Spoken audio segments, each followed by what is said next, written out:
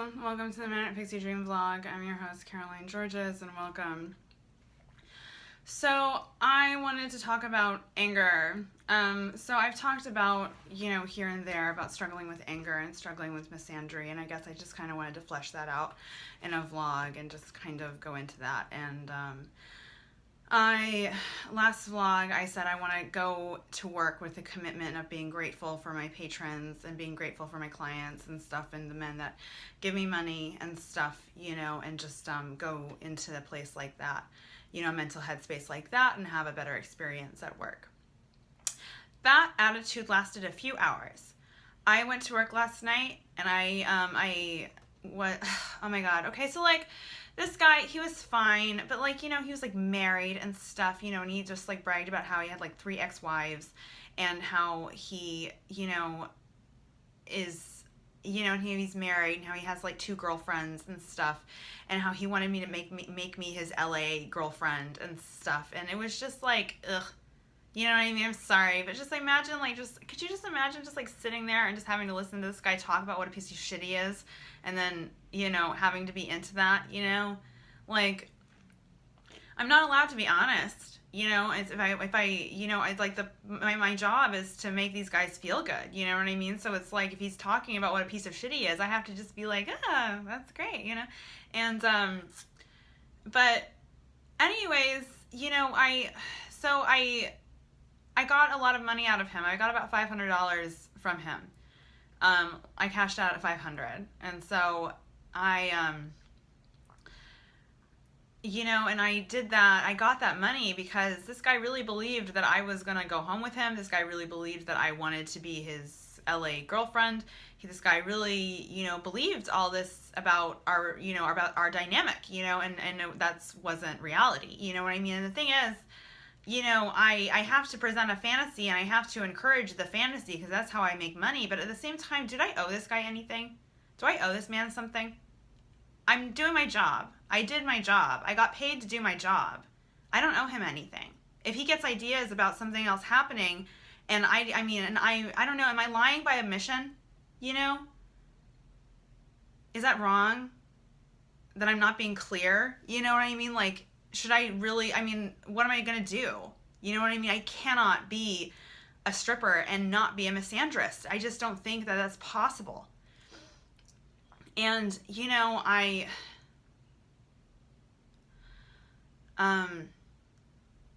there's this woman at work who's had quite a life. And, oh my gosh, this woman, she is hilarious. She's like a 40-year-old stripper, you know what I mean? She's been doing it since she was 17, and she's very good at what she does, and she continues to be good at what she does. It's very impressive. And I think it is. And but she went to her high school reunion and got into a fight with this woman who was mean to her in high school, and she knocked her out and spat on her face and stuff, and just did this horrifying thing to this woman, and then what she did afterwards? She went to work. She came in and did a shift. You know what I mean? She was ready to fight. She came to work high on that fight, high on that win, and she was ready to fight some more, and so I know I'm ready to fight. I'm ready to combat the shit that I think is fucking wrong in this world, and so I'm going to work, bringing this great energy that I have to actually doing good and actually helping people and stuff, and I'm bringing that to work, and I'm putting that energy into fucking guys over, and I have to admit, I'm sorry, I have to admit, when I was back in the VIP with him and he was just telling me about all the filthy things he wanted to do to me later and stuff, I was just, the moment I walk away from this guy, I am going to relish the look on his face when he realizes it was all an act and that I was just presenting a fantasy. Can you just empathize with me a little bit? Imagine just being feeling just over a guy, you know what I mean? And then having to be turned on, and act turned on and act like you're really into him and stuff. Imagine having to do that on a nightly basis, It's pretty, I mean, I'm sorry, but can I give myself credit? That's pretty amazing. I'm quite an actress, you know? Um, but anger, you know, I've always hid my anger so well, and I've always been able to hide my anger so well. And, you know, and it was always one of my worst fears that somebody would see my anger. And I always had trouble getting close to people because I was so scared they would see my anger. They would see this horrifying, evil, disgusting, nasty monster living within me. And I'm so scared. I was so scared of somebody seeing that and not being able to love me and not being able to forgive me for my anger. And I just thought, you know, I don't know, like with like the NSA and that sort of thing, and with like, you know, like our phones being like us being listened to and stuff, you know what I mean? Sometimes I think like, oh my gosh, I really hope the NSA doesn't judge me, you know, like just for my anger, you know, because when I'm venting or when I'm, you know, I had a nervous breakdown and I'll be like, this is, man, I lost it for a while. After my sexual assault, I fucking lost it. And I was just, I spent a night, screaming at men. You know, I was just screaming at men, calling them cowards, calling them worthless pigs, like just, you know, saying that they're hiding, saying, you know, and if you're a good man, I wasn't talking to you, you know. If you're a well-intentioned man, I wasn't talking to you, you know, and I hope that you know that. I wasn't talking to you. And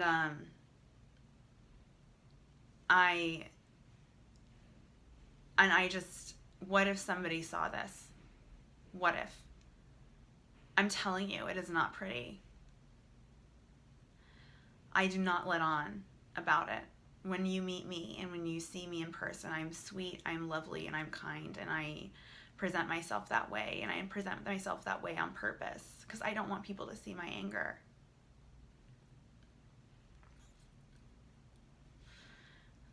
So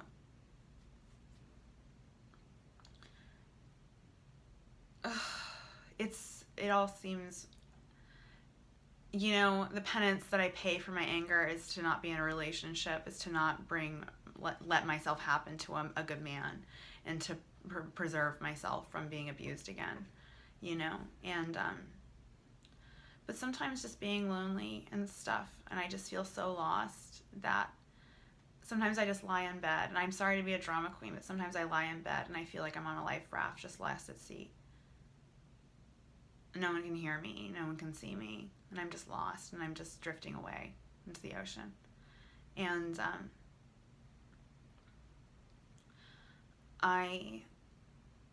that's what being lonely feels like to me. And I, you know, with men, you know, I've never really been in love, you know, because I mean, love, it's just, I mean, I've been in love, like I've had passion, and I've had fondness, and I've had commitment, all in different orders. 70% passion, 70% passion, 10% fondness, 20% commitment, 60% commitment, 20% fondness, 40%, you know, passion. You know what I mean? I've had, all of my relationships have been some combination of passion, fondness, and commitment, you know, which that's what love is. You know what I mean? This, you know, in a technical way, that is exactly what love is. And I've had that, you know, but I've never fully, like, you know, like that whole, you know, when they say like fall in love, I've never fallen in love. I've never trusted men enough to fall in love, you know? And so if you don't fall in love, are you not in love? You know, if you don't fall into it. And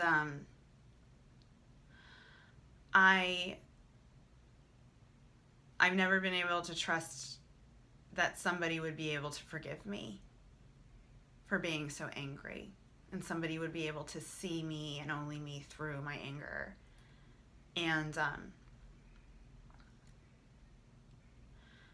I don't know, maybe one day I will come to accept it, and I will come to understand it, and I will come to appreciate it for what it's made me. If I can become some kind of a good person one day, then I know that, it's just like, I'm sorry, I don't want to fat shame the fat community or anything like that, but the obese community, I don't want to fat shame fat people, but I just like in Austin Powers with Fat Bastard, when he says, like, I eat because I'm unhappy and I'm unhappy because I eat, you know what I mean? It's all the same way. Like, I'm unhappy because I'm angry, and I'm and I'm angry because I'm unhappy, you know what I mean? And so it just all seems like a cycle that I just can't break, and I just can't figure out, like, how to break the cycle and what to do to just, how to keep a lid on things. And I think that maybe I just need to trust the world and trust the universe that it does forgive me for being angry, and that it can still love me even though I'm angry.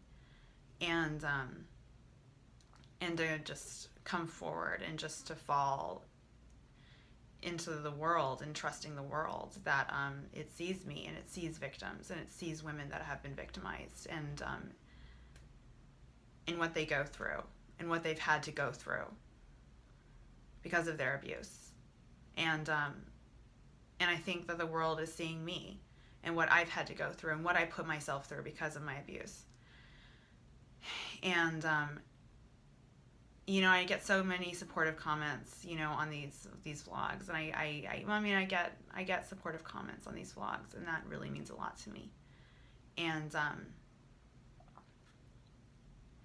feels like I'm doing something really good, and that feels really good. But yeah,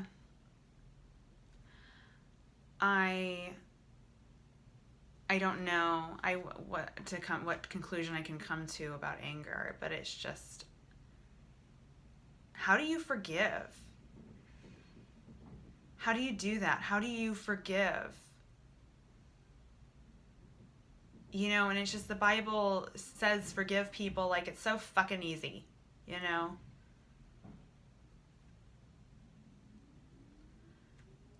I think about God chose Father as his title. God chose Father as the name that he wanted to be called by when we pray to him.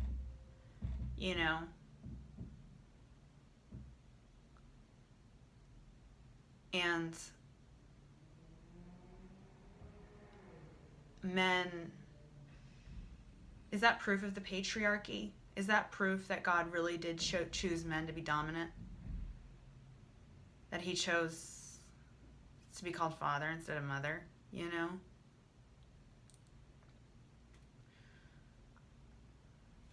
And then we call Earth mother, But look what we do to her. And it just seems like God just stands by and watches.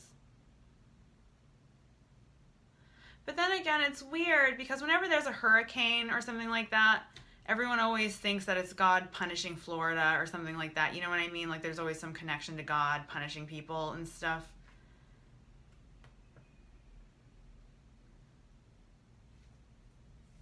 What does that say about the cycle?